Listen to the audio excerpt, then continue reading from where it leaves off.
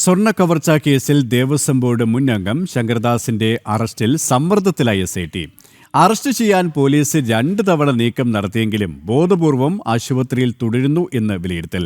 ശങ്കർദാസിന്റെ മകൻ കേരള പോലീസിൽ ഉന്നത ഉദ്യോഗസ്ഥനായതിനാൽ അറസ്റ്റ് ഒഴിവാക്കാൻ ഉന്നതതല ഗൂഢാലോചന നടക്കുന്നതായും ആരോപണം.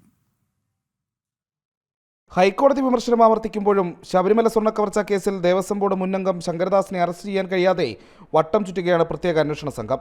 2 കാരണങ്ങളാണ് SITയെ സമ്മർദ്ദത്തിലായിരുത്തുന്നത്. ശങ്കർദാസിന്റെ അടുത്ത ബന്ധുവായ തിരുവനന്തപുരത്തെ വ്യവസായിക്ക് മുഖ്യമന്ത്രിയുമായുള്ള വ്യക്തിബന്ധം.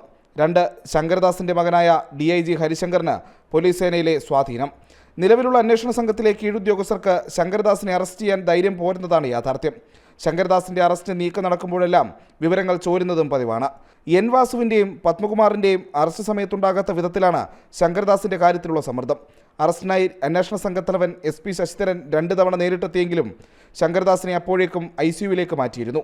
ആശുപത്രിയിൽ തുടരുന്നത് അറസ്റ്റ് ഒഴിവാക്കാൻ വേണ്ടിയാണെന്ന വിലയിരുത്തലിലാണ് അന്വേഷണ സംഘം. അതിനിടയിലാണ് ഹൈക്കോടതി കടുത്ത വിമർശനം ആവർത്തിക്കുന്നത്.